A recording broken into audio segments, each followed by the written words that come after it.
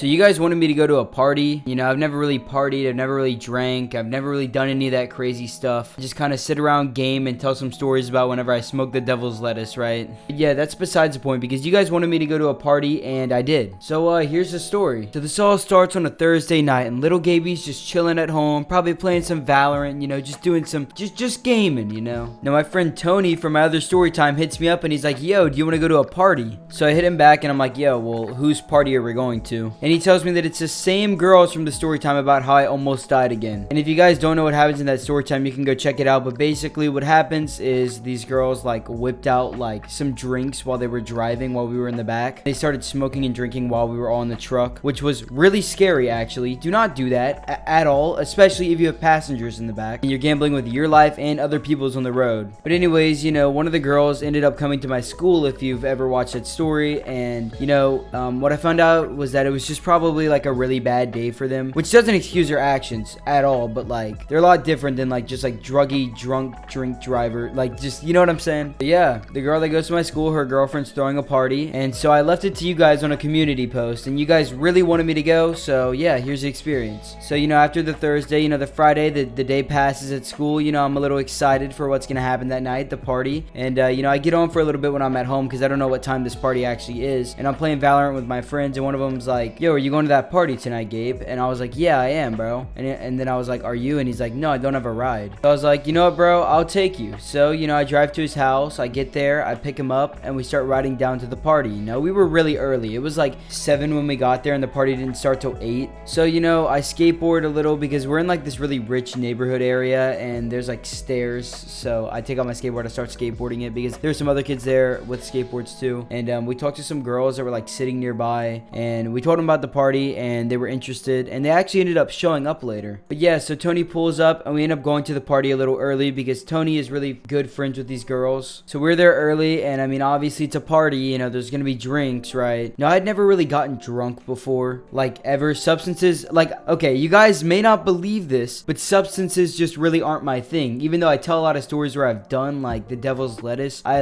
really don't enjoy it as much as you guys think I do. I just enjoy telling the stories that come out of it. So I'd never been drunk before and I was kind of curious, you know, so they had like some like I don't know, like vodka, I think is what it was. It tasted really nasty. But after around 30 minutes, I'm like 4 shots deep because I mean, like, I'm not going crazy. I mean, okay, this is pretty crazy, but like I wasn't going insane, you know. I would have to take like a good like 10-minute break before I took another one because it was just so nasty. And also there, you guys would not believe it, was the guy who was in the back of the truck from the other story time where I almost died again. Now I'm talking to these people and I come to the conclusion that from that story time, like that was just a really bad day for them, which I mean, like I said like 3 different times in this story, does not excuse what they did at all, but it makes it a little easier on me and I'm a little less paranoid to be there because he tells me that like he was even a little scared in the back of that truck with us because like he would never drive under any substances, which respect, man, honestly respect. So you know, I get up from the chair that I was sitting on and I'm like stumbling at this point. I'm just like laughing at everything. The craziest part is, guys, that as more people were coming in, they knew who I was. Like people from like different schools in my town, like different public schools, they were like, yo, it's gabey4 from TikTok, which if you don't know, guys, I actually have a TikTok with near 500,000 followers and I guess a lot more people know about it than I thought because I was getting approached left and right this night. Now I don't exactly know in what order the events in this night happened because like it's just so foggy for me, but I can try to remember. I remember going to the bathroom, forgetting how to pee, going find Tony and asking him like, yo, can we like go to the park bathroom? Because guys, I can't pee in a bathroom whenever I can hear like hundreds of people outside the door. Like it's not coming out. And apparently I was in there for like 30 minutes or something, which it really did feel like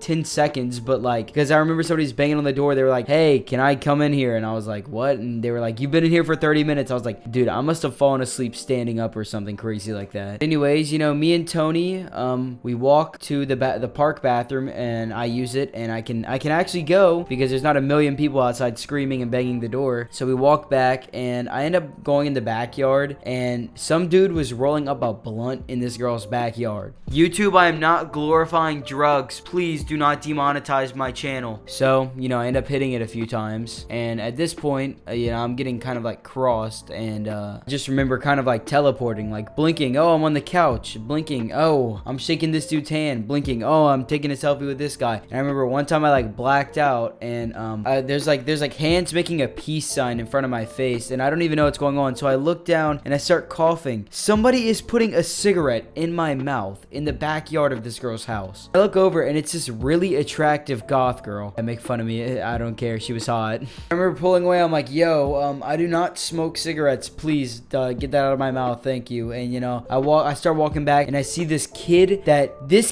literally, like, this dude has like doxed me on TikTok on my main page. He's literally like tried to cancel me for stuff I said whenever I was 12 inside of like Skype call. Like, this kid's just toxic. All right, this kid sees me and he walks up to me and he's like, Gabe, you know what, the beef is squashed. And I was just like, yeah, man. I really hope he's telling the truth, because this guy's kind of manipulative. But if you are telling the truth, man, thank you, because that middle school shit is really immature. So anyways, you know, this is where the story kind of gets a little crazy. The girl who's hosting the party is like, you guys need to leave now, my mom's coming. And somebody in the back shouts, the police are here. They weren't actually there. So this starts a panic and everybody's just running everywhere like headless chickens. I don't even know what's going on. I'm just looking at like the walls, like, what are walls? Like, you know, like, I'm just not there. And so I get outside and there's some girls that go to my school. Now, I thought all the people in my school were straight edges, but I guess they all live double lives apparently. And I remember I go back inside to find my friend that I'd originally brought to the party,